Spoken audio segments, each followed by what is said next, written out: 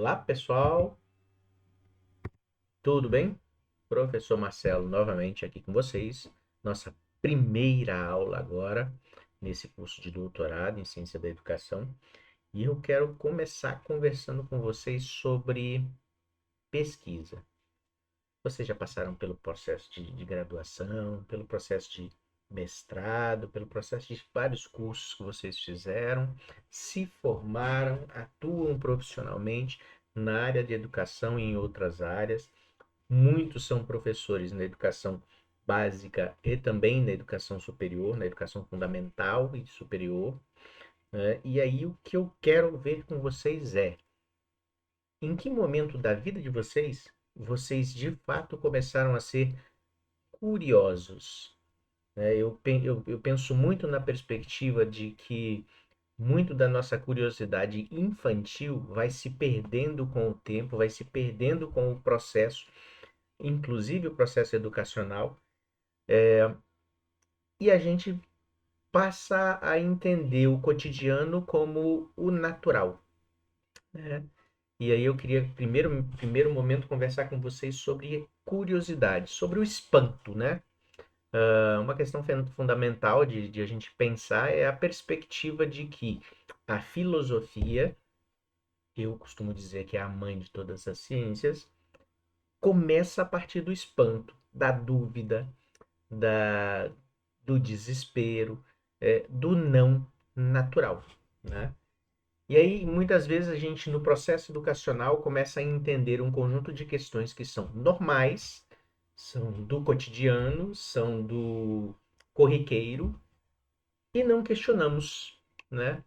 E aparece alguém, de repente, que resolve questionar por que que isso é assim? Não naquele viés. Por que que isso sempre foi assim, mas por que que isso é assim, né? Será que esse é assim é como deve ser de fato, ou ainda falta processo de melhoria, ainda falta questão a entender, a aprofundar, né? Os gregos, né, os primeiros grandes filósofos da era clássica, da idade clássica, né, da Grécia Antiga, eles começam a se perguntar sobre se aquela crença nos mitos respondia de fato ao que precisava no cotidiano, né? Era coisa que se aprendia, né? Faz parte do processo de aprendizagem, de aprendizado das pessoas. E eles começaram a perguntar, né? E a pergunta é a chave, né? Falar em pesquisa, a primeira questão é: qual é a dúvida? Qual é a pergunta? Qual é o problema, né? O que que você de fato quer responder? Né? Então, muitas vezes a gente não para pensar nessas questões, nessa perspectiva de que nem tudo que está dado, posto, na realidade está pronto. Né? Então, essa é uma das grandes questões existentes no processo de pesquisa, no processo de fato, pensar na melhoria de alguma coisa, e aí você tem técnica, tecnologia e ciência acontecendo. Se você não pensa nessa perspectiva, você não descobre de fato a ciência. Então, o primeiro ponto da gente é quais são as questões importantes, né? Quais são as questões importantes quando eu falo em pesquisa, quando eu falo em educação, quando eu junto esses dois termos, pesquisa em educação, tá? E para isso eu quero que vocês comecem junto comigo nesse processo de reflexão, que não é novo, que não vai acabar agora, de perguntar o que que é, de fato, pesquisar em educação. Vamos lá? Bom, já me conhecem, já sabem quem sou eu. Eu estou aqui agora para conversar com vocês sobre as questões importantes na pesquisa em educação, tá? Quais são as questões iniciais que a gente precisa responder para esse processo aqui? O que que de fato a gente considera uma boa pesquisa em educação? Principalmente no nível em que nós estamos agora, doutorado, né? A gente sabe que querendo ou não, doutorado não é mais uma perspectiva de você tá só no processo de um método, mas entender as diversidades de métodos, entender a diversidade de questões de pesquisa e saber aplicar métodos diferentes a cada questão de pesquisa, né? Um passo importante no caso do doutor, o outro passo importante, o que de fato a gente quer acrescentar, né? Então, o que é uma boa pesquisa em educação? Primeiro ponto, a gente tem que pensar que se é educação, se você está pesquisando em educação, o que você quer melhorar no processo educacional, o que você quer melhorar nos sujeitos do processo educacional, o que você quer melhorar sobre a educação enquanto questão filosófica, enquanto questão política, enquanto questão sociológica, né? O que você quer avançar de fato nesse entendimento sobre educação? Né? Lembrar do que é pedagogia, de quais foram os aspectos relacionados aos primeiros movimentos de ensino, de educação, de acompanhamento, né? O termo pedagogia, né? Acompanhamento dos infantes, vamos dizer assim, é o que traz essa perspectiva, né? No início da história do que seja educação. Depois, hoje, a gente tem um conjunto de fatores vinculados a como avaliar de fato, como educar de fato.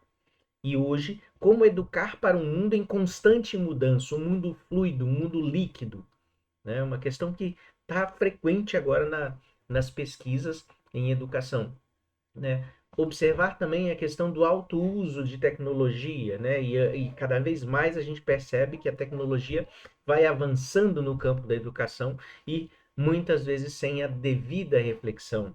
Como exemplo, a gente pode falar sobre a perspectiva atual das inteligências artificiais de, de, de, de conteúdo geral ou de conteúdo específico. Geral, que é aquela que de fato pensa na perspectiva do aprendizado mais profundo, né? E o específico que quer responder questões específicas de fato. Mas são inteligências artificiais, são algoritmos que aprendem, né? E muitas vezes a gente está falando no uso da inteligência artificial hoje, em sala de aula, no processo educacional, né? Inclusive pensando na perspectiva vocacional, colocando uma inteligência artificial para poder avaliar a perspectiva individual de cada um e direcionar os estudos. Será que o direcionamento dos estudos é de fato o que responde nesse processo? Ou seria de fato a gente repensar toda a questão da educação enquanto tal, né? Sob o ponto de vista de que muitas vezes se concebe a educação do ponto de vista muito tecnicista, né? De colocar as pessoas para o mundo do trabalho. Mesmo na discussão sobre a democracia, né, muitas vezes se quer colocar cidadãos conscientes, trabalhadores conscientes e efetivos, eficientes no mercado de trabalho, e aí a educação perpassa todo o processo, né? Tanto a educação formal quanto a informal, tanto a educação de base quanto a educação profissional. E aí a gente tem que pensar em algumas questões que são relevantes, como, por exemplo, no processo vocacional, será que de fato nós estamos preparados para todo esse particionamento existente nas individualidades, né? São vocações muito individuais, primeiro ponto. E segundo ponto, você deixa no processo pessoas que escolhem uma única área de atuação, quando todos os conhecimentos são necessários, né? E durante algum tempo você percebe que as pessoas vão avançando naquilo que de fato gostam, né? De fato que é sua vocação, mas quando chega em um determinado ponto da vida, como por exemplo no doutorado, não saber matemática faz muita falta. Por exemplo, porque quando você pensa na perspectiva de que no doutorado você vai lidar com métodos qualitativos e quantitativos, entender todo esse processo para avaliar, para revisar, para entender, para poder mensurar, para medir de fato os índices educacionais, tem que entender um pouco dessa perspectiva, né? Entender o que influencia nesse processo matemático também, nesse processo quantitativo. Quer dizer, e a maior parte de nós, educadores, temos uma grande tendência de estarmos bem focados na perspectiva dos métodos qualitativos. porque faz parte do processo relacionado às ciências sociais. Mas as ciências sociais não vivem sozinhas, sem uso do quant também. Então a gente precisa dessa perspectiva, né? Isso é importante pensar nessa condição. Então, o que se considera uma boa pesquisa em educação? Não tem uma resposta fechada, mas primeiro ela tem que ser uma pesquisa que de fato preveja alguma coisa relacionada à questão da educação. Segundo item, devem existir padrões universais dentro desse campo, que é tão amplo e tão diverso de pesquisa? Quer dizer, os padrões universais eles trazem para a gente algo fechado, algo que de fato não trazem soluções, a não ser para períodos muito curtos de tempo, né? A própria questão dessa vocação, né? Do uso da orientação vocacional pela inteligência artificial previsto, tá, gente? E um outro aspecto relevante que a gente tem visto aí, né? A discussão de uso da tecnologia. Durante um tempo o pessoal falava, não, tem que colocar, tem que colocar, tem que colocar. A Finlândia colocou e agora a Finlândia está voltando para o livro físico, porque percebe que em muitos aspectos se perdeu muitas questões que são relevantes, né? O uso do computador, por exemplo, hoje faz com que caligrafia das pessoas seja algo bem complexo, né? Não é só a questão do médico, muitas vezes o próprio estudante de outras áreas também não consegue escrever, né? Ele consegue digitar, né? No mundo das telas, isso é tranquilo. Mas e quando você tem que de fato escrever alguma coisa? Como é que funciona essa escrita? As pessoas não conseguem escrever de próprio punho mais. Tem muita dificuldade nessa perspectiva, né? Então, tudo que vem de padrões, a gente tem que entender o padrão, tem que enxergar essas condições e começar a pensar naquilo que eu costumo mesmo denominar de não padrão, de despadrão, né? Eu brinco com a questão do despadrão, porque no despadrão você encontra outras questões que são relevantes, né? O espanto, a dúvida, o ceticismo do cientista tem que acontecer, porque senão ele não consegue avançar no processo de pesquisa de fato, né? E aí vem, se vamos responder positivamente à questão acima, quem deve criar esses padrões? Hoje nós vemos, por exemplo, uma perspectiva de discutir a avaliação educacional, a avaliação da educação superior do Brasil, por exemplo, está passando por uma grande reavaliação agora. Por quê? Porque durante muito tempo a perspectiva avaliativa, a perspectiva da avaliação das instituições educacionais, dos estudantes da educação superior, teve uma característica muito de mercado, né? Então agora se discute se aquela avaliação foi totalmente positiva, o que que a gente pode fazer para repensar, né? Quer dizer, de novo, criaram-se padrões, né? Criou-se um conjunto de condições de oferta para as instituições e que depois de um determinado tempo o que acontece é que não há melhoria na qualidade, pelo contrário, tem acontecido uma perda na qualidade em muitos aspectos, né? Do nível da educação de nível superior. Com que meios? Quais são os meios que você vai utilizar para criar esses padrões, né? E aí entra de novo o processo de pesquisa, né? O processo de fato, desenhar os métodos adequados, né? Juntar métodos quando necessário, analisar com uma perspectiva de maior profundidade.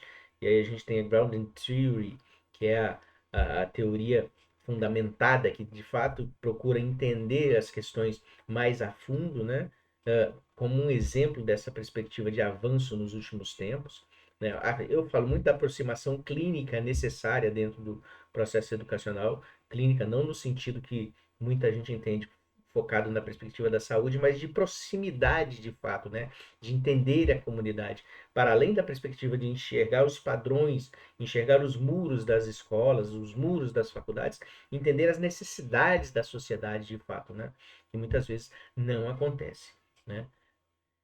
E aí vem a quinta pergunta. Se é possível chegar a um acordo em relação a esses padrões, como isso deve ser divulgado e implementado, né? Como isso deve ser divulgado? Quais são os caminhos, quais são os locais, quais são as revistas, quais são os eventos para divulgar de fato essas condições, né? Não se trata somente de uma questão de você pesquisar e publicar numa revista científica, mas tornar isso algo que de fato faça diferença para a sociedade, né? No caso do doutorado, nós não estamos buscando somente a criação de uma teoria científica, mas de algo que de fato responda à necessidade do mundo, à necessidade da sociedade, né? Muitas vezes a gente percebe a característica dos próprios livros didáticos, né? Livros didáticos que são construídos não para o tempo, mas num tempo anterior para usar num tempo posterior. Quer dizer, muitas vezes é como se você estivesse usando história para poder responder uma questão presente somente, sem analisar o contexto, o zeitgeist, o espírito do tempo de fato. Né? Isso é fundamental para a gente. Não dá para poder fugir dessa perspectiva. Bom, avançando um pouco mais, essas foram questões que nortearam um debate da Academia Nacional Norte-Americana. Opa, não se parece muito com a perspectiva do que a gente precisa aqui também? Isso é interessante notar, né? E aí você tem um conjunto de pessoas muito relevantes nesse processo que entraram nessa discussão. Charles Bidwell, do Departamento de Sociologia da Universidade de Chicago, que apontou determinadas questões sociais extremamente relevantes que não vinham sendo observadas no contexto educacional, né? Anne Brown, da Universidade da Califórnia, que também aponta questões relativas a sujeitos, a formação de sujeitos de fato, né? Não só na perspectiva profissional, mas do sujeito humano enquanto tal, da sua individualidade. Sharon Brunner, um grande psicólogo que trabalhou muitas questões relacionadas a neuroaprendizagem, a questões que são relevantes nesse processo e considerando o que acontece hoje, né, de uma maior agilidade do mundo e a plasticidade cerebral, algumas questões que são relevantes discutir no processo de fato, né? Alan Collins, da Northwestern University, também aponta determinadas questões relevantes em termos sociais, em termos psicológicos, né? Bem como os outros, Ellen Langman, Lee Schumann, vocês podem pesquisar sobre questões que são relevantes. E em 99, opa, de novo, algo interessante, né? 1999, quer dizer, isso aqui já tem 25 anos que eles discutiram determinadas questões que são relevantes para o contexto dessa questão de pensar pesquisa, né? De pensar educação, né? E aí eles escreveram esse livro com o título Questões da Pesquisa em Educação, Problemas e Possibilidades. Desde lá se discute muito essa perspectiva. No Brasil nós temos algumas obras, algumas questões discutidas em termos das nossas universidades, principalmente nas universidades federais, que se tornaram aí obras que são relevantes no contexto de pesquisa. Uma delas eu estou apontando aí para a gente acompanhar nesse processo nosso de construção aqui do doutorado de vocês, tá? E que a gente consiga, de fato, construir diferenças, né? Algumas questões que foram propostas. Rever e analisar criticamente o que vem sendo produzido na área. Opa, eu quero destacar muito essa perspectiva do analisar criticamente aqui, tá? Opa, deixa eu voltar. Analisar criticamente, né? Porque muitas vezes a gente lê um artigo, lê uma produção científica, mas não faz uma análise crítica, né? Não observa os outros aspectos relacionados ao que aquela pessoa de fato pesquisou, quais foram os métodos, se esses métodos são de fato os mais adequados para aquele objeto de pesquisa, né? Entender qual é a, a base, o pano de fundo daquela pesquisa, quais são as grandes teorias que embasam aquela pesquisa de fato, para a gente discutir de igual para igual com os autores, né, os pesquisadores, colegas, em relação a essas perspectivas que eles questionam com a visão específica deles, mas que pode ter, sim, o debate científico de fato, né? A ciência não é a construção de puras respostas, mas é a construção de caminhos. Então, muitas vezes, só é possível aprimorar se a gente está aberto à questão da discussão com as diferentes vertentes do conhecimento, né? Segunda questão, é que isso deve ser uma tarefa coletiva e não é de curto prazo, né? O Brasil ainda tem um nível de defasagem grande nessa discussão, porque a gente está alguns passos atrás dessa discussão com o pessoal, né? Ah, e aí os resultados dessas pesquisas têm que, de fato, contribuir, né, com o desenvolvimento. Rumos que está tomando, então, nesse sentido, né? Primeiro, nas últimas 2 décadas, houve uma ampliação e uma diversificação de temas e abordagens, né? A gente percebe que muita gente partiu para a perspectiva da neurociência, né? Outros percebem a questão da discussão mais de uma crítica social relevante em termos do processo de formação dos sujeitos, né, em termos de assujeitamento em alguns aspectos, ou mesmo no processo de lidar com a construção de profissionais para o mercado, que de fato tem sido assim uma inserção grande na educação superior, mas sem de fato trazer um avanço tecnológico enquanto tal, porque o nível de qualidade vem caindo, né? Também a perspectiva da avaliação, a perspectiva da discussão de métodos de aprendizagem mais participativos, os métodos, metodologias ativas, né, que são relevantes. O processo de uso da tecnologia, né, que tem impactado bastante agora nas discussões científicas nesse sentido. Né? Uns apontam questões positivas, outros apontam questões negativas, seria interessante fazer trazer para esses contrapontos uma visão mais clara, né, nesse sentido.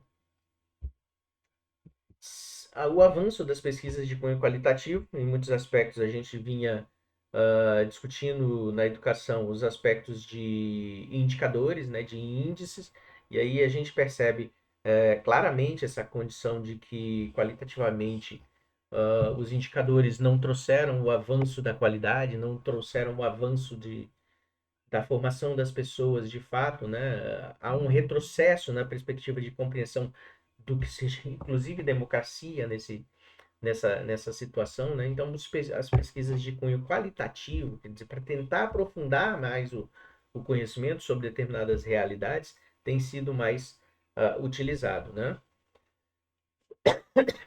Uh, Existe também o apontamento para a necessidade do real, né, do cotidiano da escola, né, da sala de aula, né, a formação de professores, uma questão que a gente tem relevante, né, o uso das salas de atendimento a alunos com necessidades especiais, necessidades educacionais especiais, que foi implementado, mas não teve de fato um avanço no processo de acompanhamento dessa condição, né? É algo extremamente favorável, mas que não ficou somente com uma questão de separar o aluno, se coloca ele dentro de uma escola normal, né, com todos os outros estudantes, para fazer o processo de inclusão, mas a inclusão de fato não acontece porque ele fica na sala de aula, mas quando tem alguma atividade específica, ele é retirado daquela sala de aula porque ele precisa de um atendimento diferenciado e tal. Quer dizer, não é uma inserção de fato, né? É uma colocação sem, de fato, você propiciar o avanço do conhecimento do conjunto da escola. Então, você separa uma sala e aí, de fato, você termina reproduzindo determinadas questões que são o contraponto do que você queria de fato, né? Então, tem processos que precisam ser repensados, né? Essa questão do real, do trabalho, do real da escola, né? A discussão sobre saúde no processo educacional também, né? Dos professores, dos estudantes, né? Tem sido uma tônica também nas pesquisas hoje, né? Já falei, né, tanto na apresentação quanto no início aqui, nós somos ao mesmo tempo sujeito e objeto na pesquisa em muitos aspectos, né? Então, a gente deixa de ser alguém de fora e passa a ser sujeito de dentro também nesse processo. existem riscos, né, com os quais você tem que lidar nesse processo para não ser algo totalmente influenciado por você, o seu processo analítico nesse sentido, para você conseguir enxergar a realidade e dar respostas sem influenciar nas respostas que você está dando, né? Mas sendo de fato objetivo, né? A ideia da ciência é que você tenha aí um certo nível de objetividade, né? É claro que é um grande mito também você acreditar que vai haver objetividade completa, que vai haver isenção completa. Não acontece. Mas a gente tem que ter o cuidado de analisar o método, analisar a participação, analisar o processo para que a gente, de fato, descreva a realidade sem nossos preconceitos, sem nossos enviesamentos desse processo, né? Em quinto lugar, há a questão dos instrumentais teórico e metodológicos utilizados, né? E dos parâmetros que vai se utilizar para o julgamento do que seja um trabalho científico. A gente pode dizer, por exemplo, que em termos das ciências sociais se encontram muitos trabalhos, por exemplo, que alcançam aí 400, 500 páginas, né? Pela descrição necessária, pelo aprofundamento necessário. Mas em muitos aspectos, será que em 400, 500 páginas você está de fato respondendo a algum processo? Tem que pensar nessa questão do que o positivismo traz, do que o aspecto da hermenêutica traz, né? São métodos diferentes para se compreender e julgar a qualidade de um trabalho, né? Uh, Vocês, se já não são avaliadores de revista, vão se tornar avaliadores de revistas científicas, e nesse sentido você tem que aprender a se despir daquilo que é o seu método preferido para poder entender os métodos utilizados pela maior parte das pessoas, né? Isso é muito importante nesse processo e na educação mais ainda, tá, gente? Ahn, Vou avançar aqui um pouquinho. As novas questões. O que caracteriza de fato esse trabalho científico? E aí a gente está no nível do doutorado, né? O que é ciência, né? O que vem a ser ciência? Porque há quem diga que, por exemplo, teologia não é ciência, há quem diga que filosofia não é ciência, que ciências sociais não são ciências, parte da psicologia é, parte da psicologia não é, aquela que comprova empiricamente é considerada, a que não comprova empiricamente não é considerada ciência, né? O que caracteriza, então, o trabalho científico? Tem que ter muita clareza nesse processo, principalmente no nosso campo de pesquisa da educação. São vários objetos, são várias questões, são vários métodos a serem utilizados por conta da necessidade de cada objeto, de cada processo, de cada pergunta, né, que existe no nosso cotidiano. E cotidianamente a gente realiza um trabalho que de certa forma é de pesquisa, né? Mas nem toda pesquisa é pesquisa científica, né?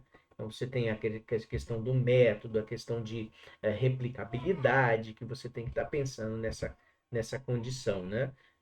E aí os conhecimentos científicos e outros tipos de conhecimento, como o mito, como o conhecimento teológico, o conhecimento filosófico, eles têm seus próprios métodos, suas próprias questões, né?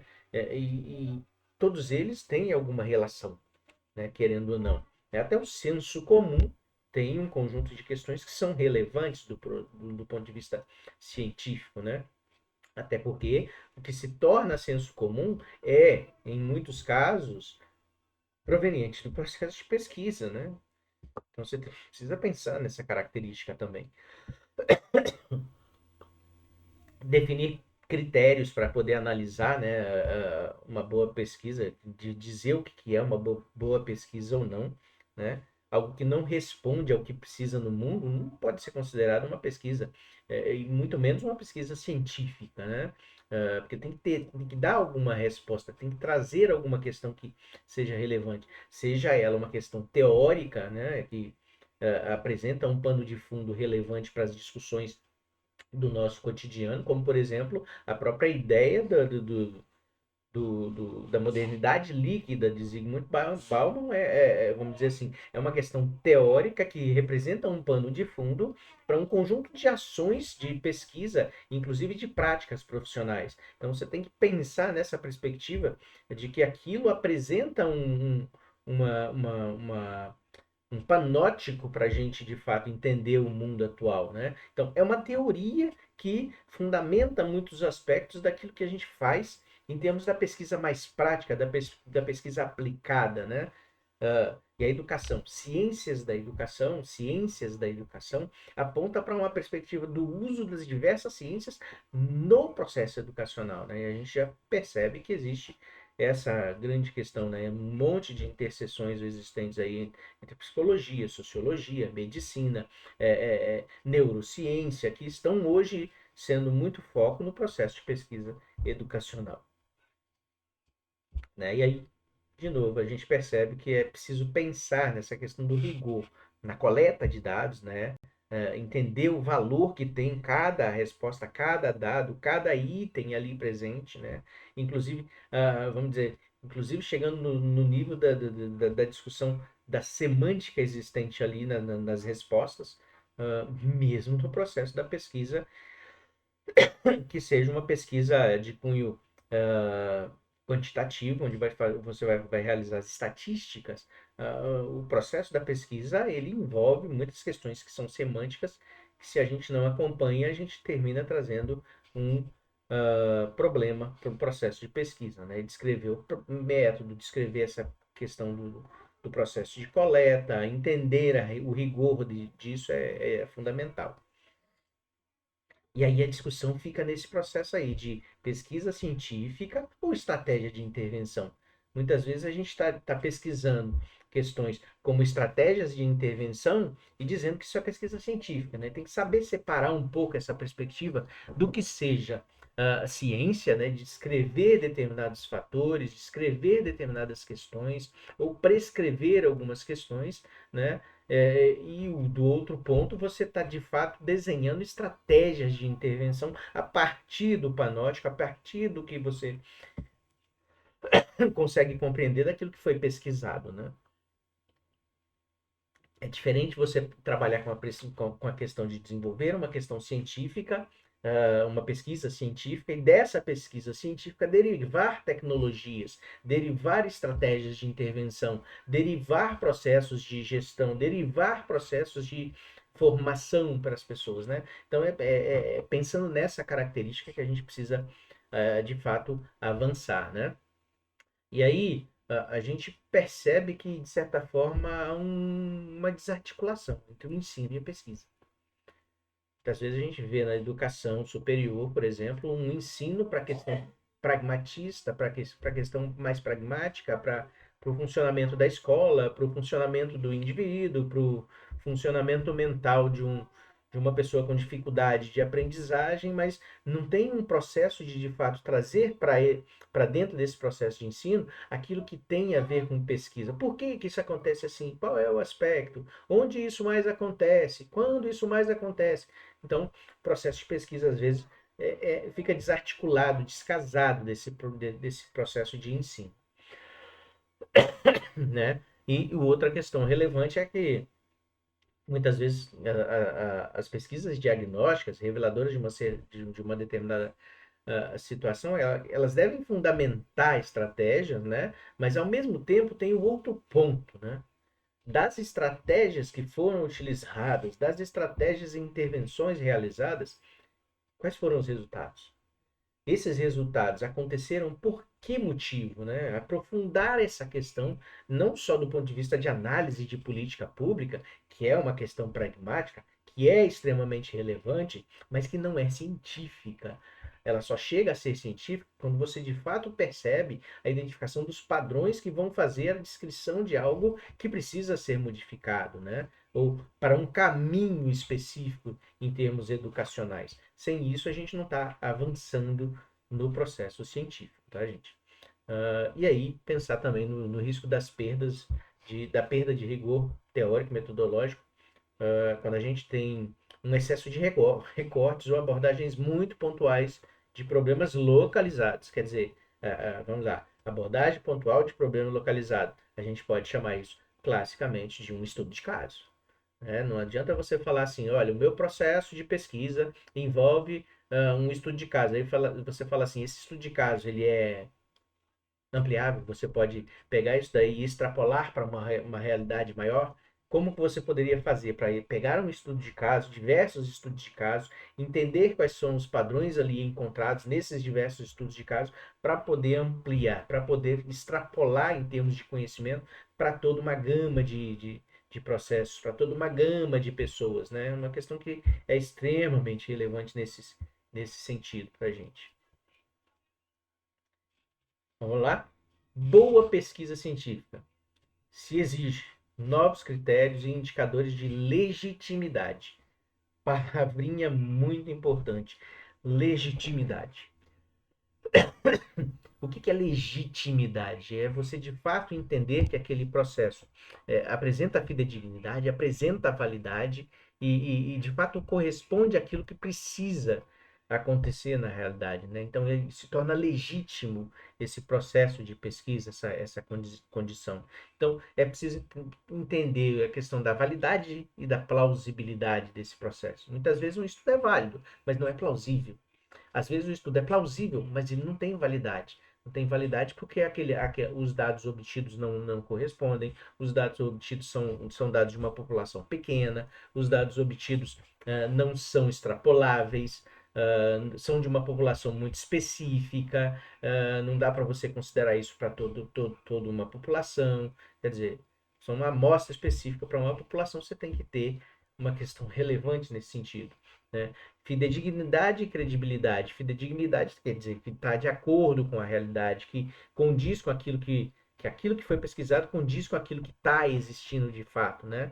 Para não perder a credibilidade.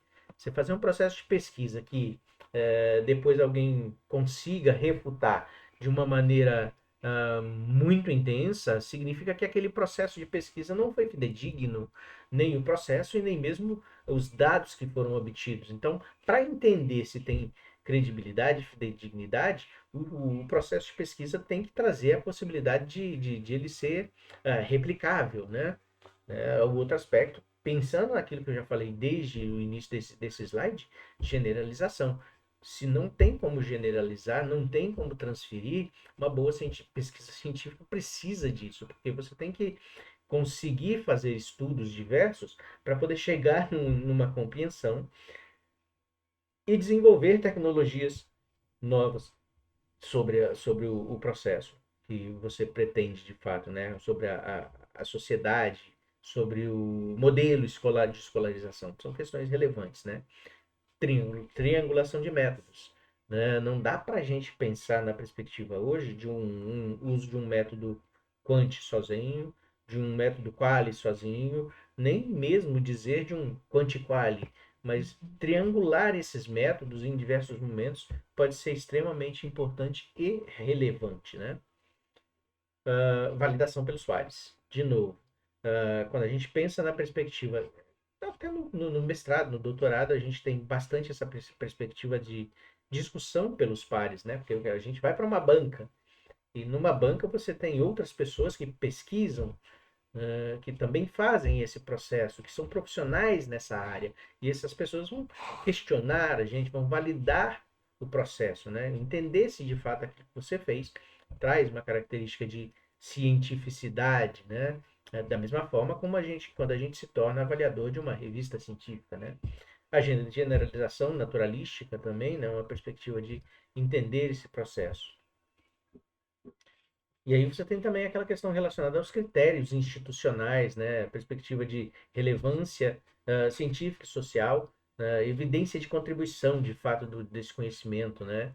Daquilo que já está disponível, daquilo que está sendo construído, do que de fato traz um avanço para a sociedade, que traz uma questão de engajamento para a prática, né? Com um objeto bem definido, né? Objetivos e questões claramente formulados. Nossa, é terrível você pensar na perspectiva de trabalhar pesquisa científica sem ter, de fato, o objetivo definido, né?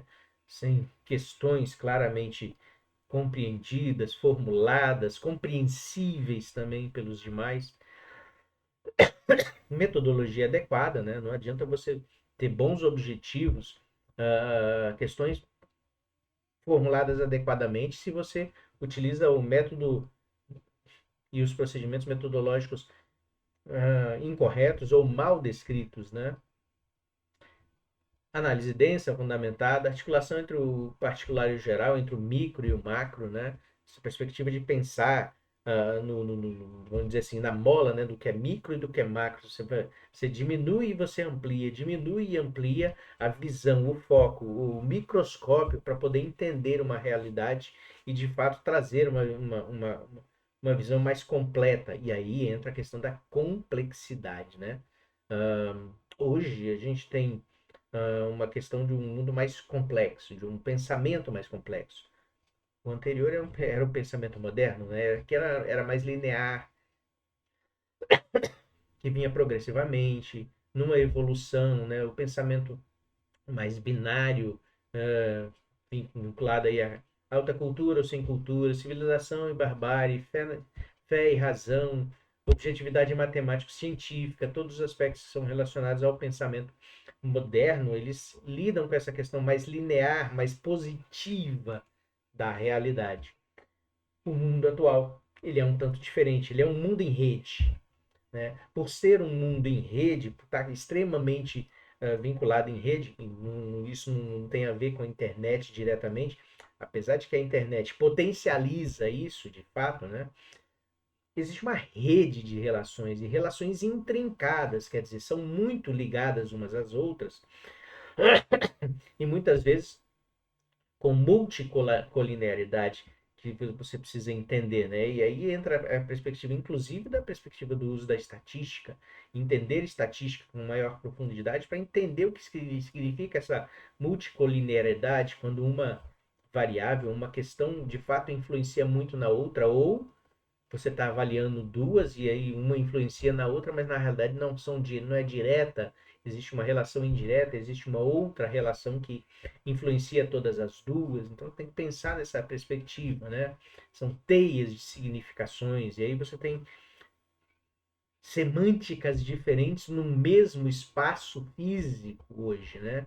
E com semânticas diferentes no mesmo espaço físico, muitas vezes a questão do positivismo, do positivo puramente, dessa perspectiva mais empírica, nem sempre responde. Então você tem que pensar nessa questão das subjetividades, da presença das dúvidas, das incertezas, dessa perspectiva do diferente de fato, né?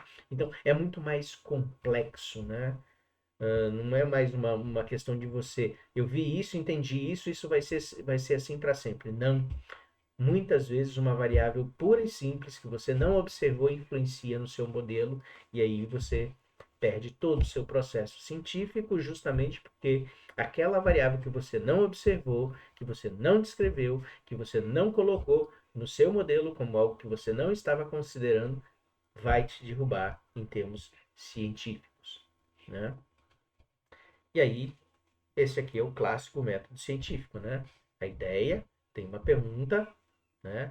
Gera uma experiência, gera uma dúvida, gera uma pesquisa. Dessa pesquisa você tem resultados, você tem conclusões, você tem apontamentos e aí você tem também as novas dúvidas, que recomeça o processo, né? Vai gerar nova pergunta e essa nova pergunta gera nova experiência, novo processo de pesquisa e o avanço científico acontece nesse modelo, tá? E aí, para vocês, vamos lá pensar um pouquinho, né, agora. O que é ciência? Como se produz o saber científico? Né? E a primeira questão que a gente aponta é que existe um método, né? Método. Existe um caminho para seguir e dizer que a ciência existe um caminho, né? E não tem um caminho único. A questão interessante é essa. Você tem pesquisas que são fenomenológicas, né, que enxergam a perspectiva ampla sobre algumas questões. Você tem pesquisas que são positivistas, né, tentam comprovar, tentam trazer leis, né, de funcionamento das coisas. Muitas vezes essas leis funcionam sobre um determinado aspecto, outros não, então você tem que entender toda essa realidade, né? E aí entra as pesquisas fenomenológicas. Muitas vezes o fenômeno envolve a perspectiva de você ter conhecimentos diversos, então você tem aí a questão da dialética, a questão dos embates, a questão da, da, da necessidade de discutir a questão de que existe uma tese, existe uma antítese e existe uma síntese, né? Que são questões mais dialéticas, de fato, né? E existem as pesquisas que são hermenêuticas, que buscam entender, de fato, o sentido das coisas, né? Aprofundar a perspectiva hermenêutica, a perspectiva exegética de compreender o fenômeno a partir das questões que o circundam, né? Entender que existem várias visões e essas várias visões precisam ser observadas para que você de fato consiga enxergar mais de um fenômeno, né? Não mais de um fenômeno, mas mais sobre um fenômeno, né? Entender de fato uma realidade de maneira mais profunda, né? E aí você tem as pesquisas que são nos diversos níveis. Também já estudamos um bocado sobre isso, né, gente?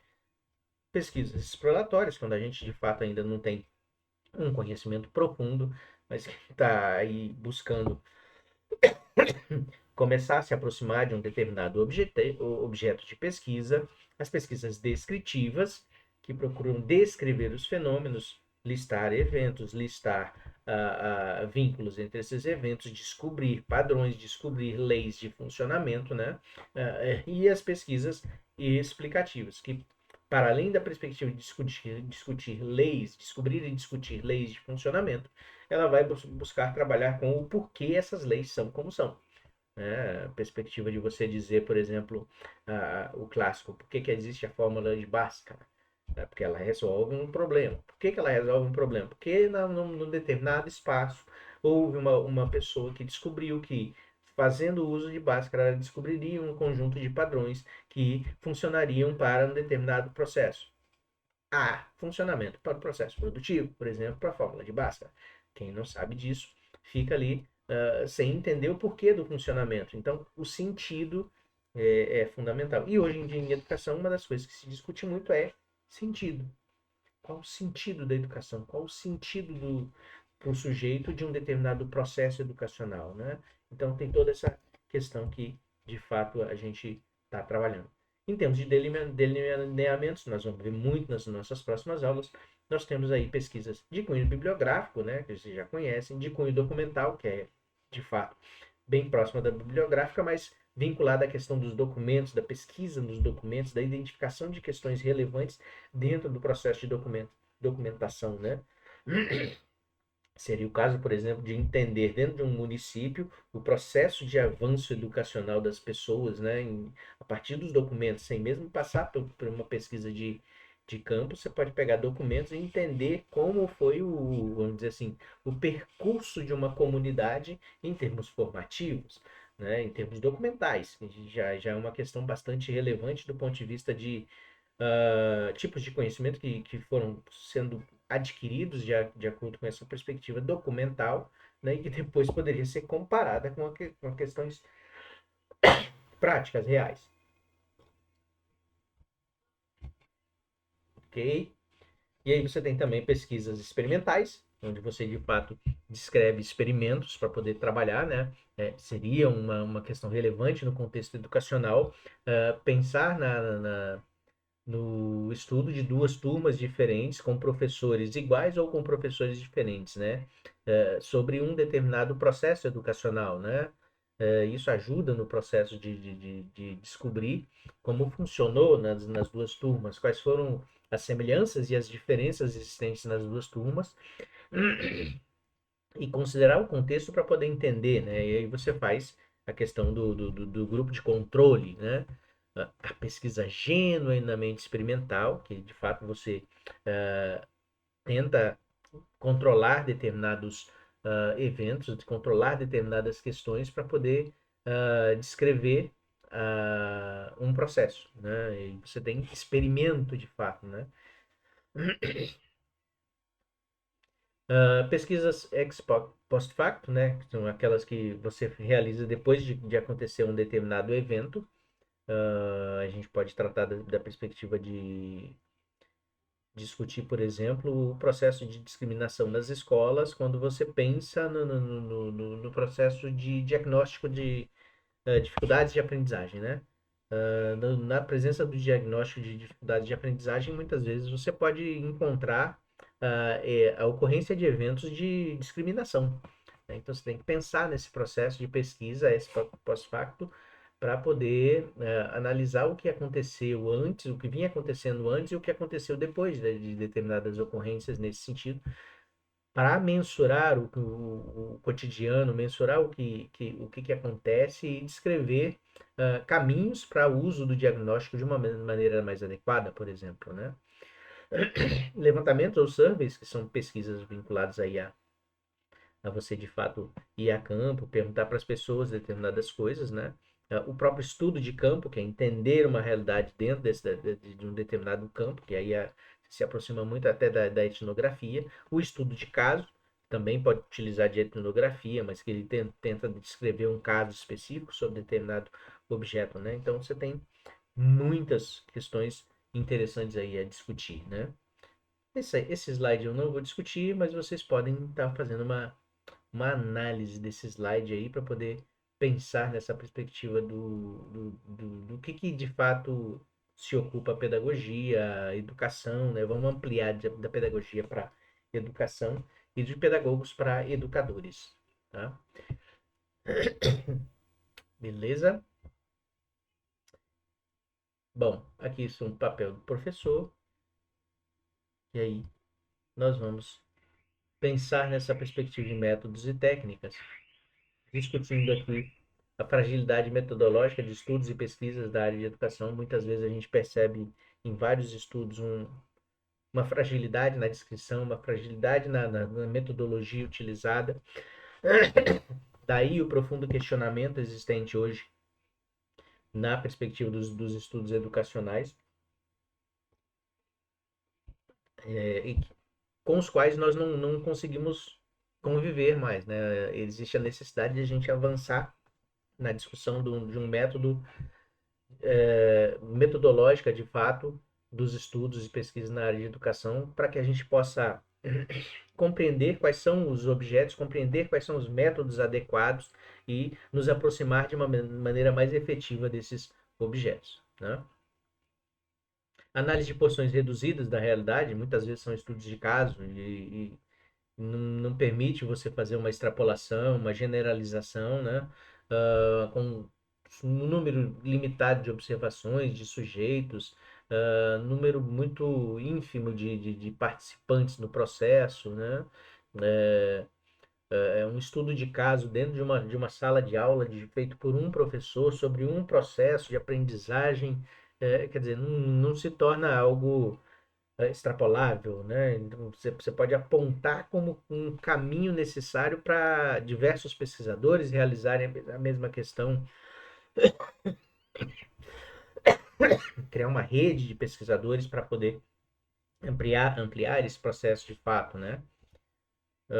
Utilização de instrumento precário, também tem que se repensar os instrumentos de pesquisa que a gente utiliza de fato, né? As análises pouco fundamentadas, interpretação sem respaldo teórico, né? Muitas vezes se perde de vista, por exemplo, principalmente nas escolas, a gente consegue enxergar a perda do próprio projeto político-pedagógico, né? Que você tem lá a construção de um projeto político-pedagógico em que não se identifica nem sequer uma linha filosófica. Quer dizer, um projeto político-pedagógico ele tem por trás de si uma perspectiva vamos dizer, de um método pedagógico, de uma teoria pedagógica, por exemplo, né? E nem no processo da construção do projeto ou do uso do projeto pedagógico, político pedagógico, não acontece, quem dirá nas pesquisas na área de educação, né? O que precisa de bastante avanço, né, nesse sentido, né? E aí também a questão de entendendo a perspectiva de que existe um método, existe um tipo de pesquisa chamado pesquisação, não confundir pesquisação com ação formadora. que muitas vezes acontece, né? O pessoal fala, não, nós estamos fazendo um processo de pesquisação. Não, processo de pesquisação é um processo científico, um processo de análise científica de uma realidade, né? E a ação formadora, a ação transformadora, ele tem outra perspectiva, né? Ele pode utilizar da pesquisação, mas ele não é uma questão de pesquisação, né? Também há uma confusão grande entre o papel do pesquisador e o papel dos participantes.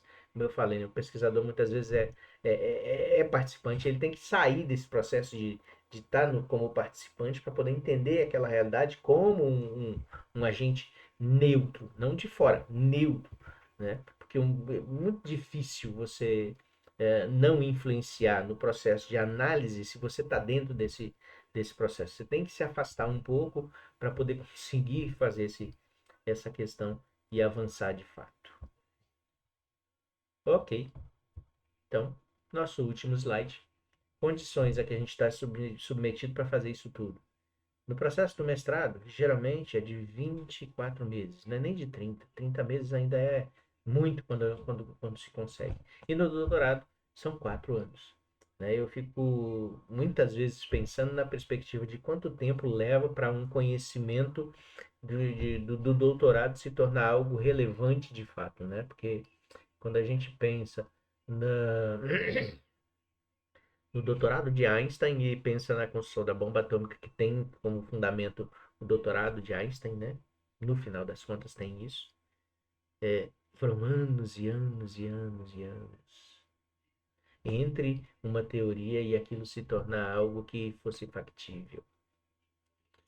Né? E aí você pensa no que hoje se quer, né? Na construção científica, que é uma produtividade elevada, exacerbada, e essa produtividade, dentro de 4 anos, termina não acontecendo a contento, ela termina sendo muito falseada, né? Você conduz processos de pesquisa muito pequenos, né, para poder construir artigos científicos, para construir questões que você de fato publica, mas essas publicações nem sempre trazem um avanço para a comunidade, um avanço real, né? Mesmo no objeto de estudo que você teve mestrado, no doutorado. Imagina fazendo isso num período tão curto de tempo como a gente vê, né? A dificuldade de participação em grupos de pesquisa e fortalecimento do coletivo, do trabalho coletivo de fato, né? Como eu falei, às vezes você pensa num processo de pesquisa que você tem interesse, e se você tiver numa rede de pesquisadores, isso se torna mais potencializado, né? Mas é dificultado isso, porque o cotidiano do pesquisador termina sendo de produtividade. E aí ele participa menos nesse processo, porque ele tem que tá produzindo, produzindo, produzindo. Mas é uma produção que é inócua, né? Não produz efeito de fato, né? Redução do financiamento público para pesquisa, e a gente tem visto isso acontecer com frequência nos últimos anos. Né? E sobrecarga dos docentes com outras atividades acadêmicas. Né? Um docente pesquisador hoje, ele entra na universidade para ser docente, né? Ele não entra na universidade para ser pesquisador, vamos dizer assim. E aí ele tem que cumprir com o tripé da academia. É, ensino, pesquisa e extensão. Né? Para além disso, isso ainda se inclui a atividade administrativa, né? Que ele tem que estar também nas instâncias de administração do âmbito acadêmico, né? Coordenação de curso, coordenação de colegiado, decanatos, tudo mais. Então, ele está sempre preso também nesse processo com outros itens que são relevantes. Ok? Bom, gente, a nossa apresentação termina aqui, dessa primeira aula. Nós temos aí basicamente 1 hora de apresentação para vocês. E que eu acho que eu falei até demais sobre tudo que a gente precisa discutir, mas está de bom tamanho para hoje. E eu agradeço a vocês assistirem esse vídeo. E espero que, mesmo um pouquinho longo, seja para vocês bom de assistir e fácil de discutir. E podem mandar dúvidas e discussões, quaisquer questões, seja no grupo, seja no nosso fórum de participação lá em cima, que esse não é avaliado, mas é de fato para a gente participar, para trocas de ideias, para discussões relevantes aí sobre o que a gente apresenta nas aulas, tá bom? Então, fica aqui o meu abraço para vocês e até o nosso próximo vídeo.